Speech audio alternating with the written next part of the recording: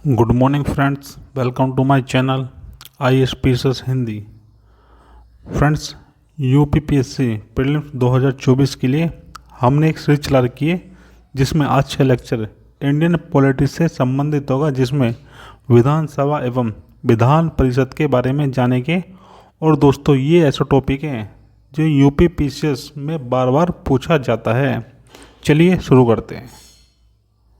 तो सबसे पहले हमारे मस्तिष्क में ये क्वेश्चन आता है, ये जो विधान परिषद है और ये विधानसभा है, ये दोनों क्या होती है। तो आपको थोड़ा सा बताना चाहूँगा। जब हम बात करते हैं केंद्र की, या कह सकते हैं कि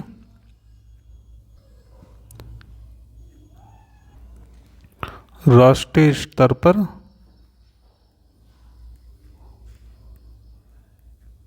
सरकारी तंत्र,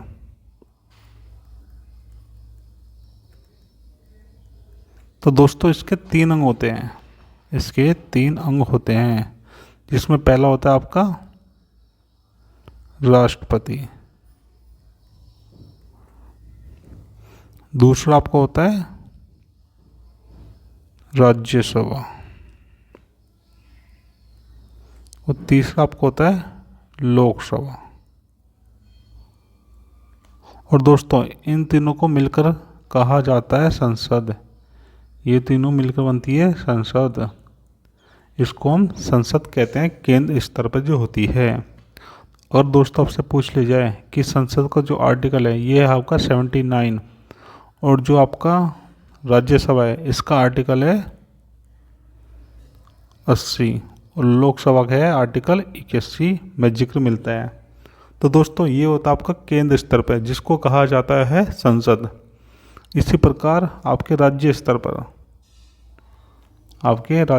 पर होती है विधान मंडल।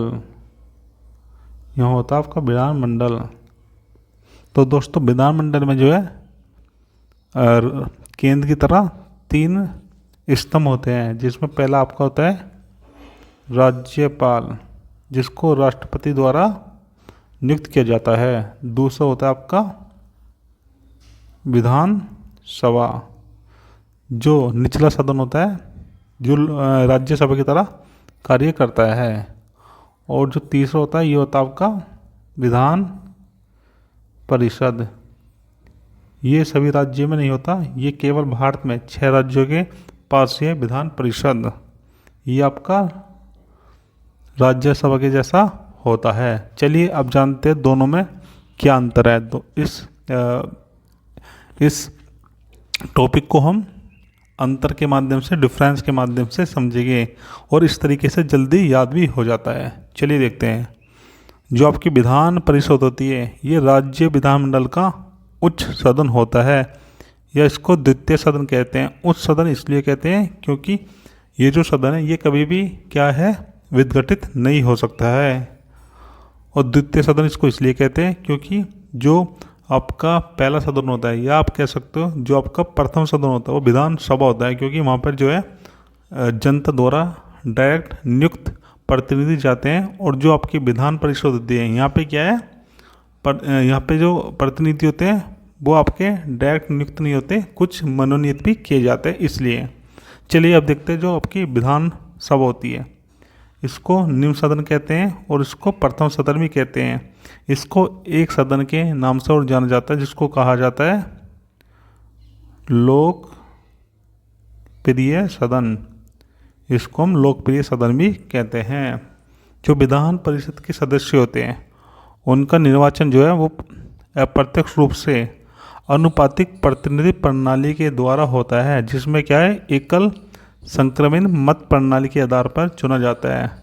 तो दोस्तों, इसको द्वितीय सदन इसलिए कहते हैं क्योंकि जो इसके प्रतिनिधि होते हैं ये अप्रत्यक्ष रूप से अनुपातिक प्रतिनिधि द्वारा चुने जाते हैं, और इसमें क्या है, एकल संक्रमणीय मत प्रणाली के द्वारा ही चुना जाता है। क्योंकि क्या होता है, एक व्यक्ति केवल एक ही बार वोट डाल सकता है। जो आपका विधानसभा होता है इसके जो सदस्य होते हैं ये प्रत्यक्ष जनता द्वारा चुने जाते हैं, जिसमें क्या होता है, वैश्विक मताधिकार के आधार पर साधारण बहुमत की क्या होती है, इसमें पद्धति होती है। विधान परिषद एक स्थायी निकाय होता है जिसका विघटन नहीं किया जा सकता, परंतु इसके एक तिहाई जो सदस्य होते हैं वो प्रत्येक 2 वर्ष के बाद क्या करते हैं, पद से अपनी कार्यकाल समाप्त कर लेते हैं। विधान परिषद का जो सदस्य है इसका कार्यकाल 6 वर्ष होता है। तो दोस्तों कितना होता है, 6 वर्ष होता है। और विधान परिषद का सदस्य बनने के लिए आपकी आयु 30 वर्ष होनी चाहिए। कितनी होनी चाहिए, 30 वर्ष होनी चाहिए। अब देखते हैं विधानसभा। तो दोस्तों विधानसभा में क्या होता है, जो कार्यकाल है ये 5 वर्ष होता है, परंतु कार्यकाल पूर्ण होने से पहले भी क्या होता है, मुख्यमंत्री के पूर्व परामर्श पर राज्यपाल द्वारा इसे भंग किया जा सकता है। क्या किया जा सकता है, विधानसभा को हम भंग कर सकते हैं। और इसका जो न्यूनतम आयु चाहिए विधान सभा का सदस्य बनने के लिए, तो दोस्तों ये चाहिए आपको 25 वर्ष। ये चाहिए आपको 25 वर्ष। जो आपकी विधानसभा होती है, जो आपकी विधानसभा होती है, इसका जो हेड होता है, जो कार्य संचालन करता है, उसको कहते हैं अध्यक्ष। उसको कहते हैं विधानसभा अध्यक्ष। तो दोस्तों यहाँ पे क्या होता है, अध्यक्ष होता है। चलिए अगला पॉइंट देखते हैं। विधान परिषद के सदस्यों की संख्या जो है अधिकतम राज्य के विधानसभा के सदस्यों की 1/3 हो सकती है। 1/3 से ज़्यादा नहीं हो सकती, परंतु 40 से कम भी नहीं होनी चाहिए। विधानसभा के जो सदस्य हैं इसमें जो है मैक्सिमम 500 हो सकते हैं और कम से कम 60 हो सकते हैं। लेकिन कुछ इसके अपवाद भी है, जैसे आपका गोवा, यहाँ पे 40 सीटें हैं। जो आपका मिजोरम है यहाँ पे भी 40 सीटें हैं। और जो आपका सिक्किम है इसकी 32 है। और पौंडुचेरी की भी 30 सीटें आपको देखने को मिलती है। अगर आपसे पूछ ले जाए कि विधानसभा में सबसे ज़्यादा सीटें किस राज्य के पास है, तो दोस्तों ये है आपका उत्तर प्रदेश।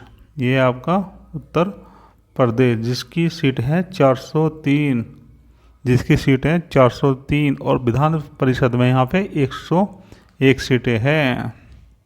विधान परिषद राज्य के लिए कुछ विशेष वर्गों का प्रतिनिधित्व करता है। और जो आपका विधानसभा होता है ये राज्य की सदस्य जो होते हैं वहाँ पे क्या है, जनता का प्रतिनिधित्व करता है। राज्य का मंत्रिपरिषद विधान परिषद के प्रति उत्तरदायी नहीं होता, क्योंकि ये जो है विधान परिषद से नहीं चुना जाता, परंतु जो आपकी विधानसभा होती है, जो मंत्रिपरिषद है, वो इसके प्रति उत्तरदायी होता है। विधान परिषद में मंत्रिपरिषद के विरुद्ध आप क्या है, अविश्वास प्रस्ताव नहीं ला सकते। लेकिन एक काम कर सकते हैं, आप पूरक प्रश्न पूछ सकते हैं और साथ में क्या है, स्थगन प्रस्ताव ला सकते हैं, जिसके द्वारा क्या है, आप जो सरकार है, जो पावर में सरकार है, जो कार्य कर रही है, जो बहुमत की सरकार है, उसके प्रति क्या है, आप आलोचना कर सकते हैं और अपनी क्या है, असहमति दिखा सकते हो। और जो आपका विधानसभा होता है ये मंत्रिपरिषद के विरुद्ध अविश्वास प्रस्ताव पारित कर उसे पद से हटा सकता है। अगर ये पास हो जाता है तो मंत्रिपरिषद को अपना इस्तीफा देना पड़ जाता है। धन विधेयक के संबंध में क्या है, विधान परिषद के पास केवल और केवल परामर्श देने का अधिकार है। उसको माने या ना माने ये केवल और केवल विधानसभा पर ही निर्भर होता है। जो आपकी विधान परिषद होती है ये केवल 2 सप्ताह तक ही धन विधेयक को रोक सकती है। विधान परिषद के सदस्य जो है राष्ट्रपति के निर्वाचन हेतु गठित निर्वाचन मंडल में सदस्य नहीं होते हैं, अर्थात विधान परिषद के सदस्य राष्ट्रपति के चुनाव में भाग नहीं ले सकते हैं। परंतु जो हमारी विधानसभा होती है इसके सभी निर्वाचित सदस्य, इसमें मनोनीत सदस्य को हम शामिल नहीं करते हैं। वो सब क्या है, भाग लेते हैं और राष्ट्रपति के चुनाव में अपनी एक महत्वपूर्ण भूमिका निभाते हैं। चलिए अब अगला देखते हैं, आम चुनाव और उप चुनाव में क्या डिफरेंस होता है, दोनों क्या होता है। तो दोस्तों आपको बताना चाहूँगा, जो आपके आम चुनाव होते हैं ये आपके पूर्ण चुनाव होते हैं, वो पर्टिकुलर चुनाव होते हैं। जैसे कि अभी आपने देखा होगा 2024 में चुनाव हुए हैं, जिसमें क्या है, केंद्र सरकार चुनी गई है, और जिसमें केंद्र सरकार जो है ये बहुमत की सरकार तो नहीं थी, गठबंधन की सरकार बनी है, जिसके प्रधानमंत्री है ये है आपके नरेंद्र मोदी, ये है आपके नरेंद्र मोदी। तो दोस्तों ये था आपका आम चुनाव। लेकिन ऐसा मान लीजिए, या तो क्या है, जो आपकी लोकसभा है वो विघटित हो जाए या भंग हो जाए, या फिर ऐसा हो कि जो नरेंद्र मोदी है ये किसी विवाद के कारण पद से हट जाए या फिर इनकी मृत्यु हो जाए, तो ऐसी स्थिति में क्या है, उपचुनाव किया जाएगा। चलिए अब देखते हैं दोनों को। देश में सभी निर्वाचन क्षेत्रों में एक ही समय चुनाव होते हैं, परंतु जब उपचुनाव होता है तो इसमें क्या होता है, एक सीट रिक्त होने पर क्या होता है, चुनाव किए जाते हैं, या फिर जो सदस्य है वो मर जाए या उसके जो है त्यागपत्र दे दे, तो ऐसी कंडीशन में भी उपचुनाव किए जाते हैं। 5 वर्ष के बाद ही जो है आम चुनाव किए जाते हैं। परंतु जो हमारे उपचुनाव है ये 6 महीने पूरे होने से पहले ही किए जाते हैं। चुनाव पूर्ण अवधि के लिए होता है। इसमें जो चुनाव है ये शेष कार्यकाल के लिए किया जाता है। तो दोस्तों इस प्रकार हमने इस लेक्चर को ख़त्म कर लिया है, जिसमें हमने विधानसभा, विधान परिषद, चुनाव और उपचुनाव के बारे में अच्छे से जान लिया है। अगर आपको वीडियो अच्छी लगी है तो प्लीज़ चैनल को सब्सक्राइब कर लीजिए। धन्यवाद।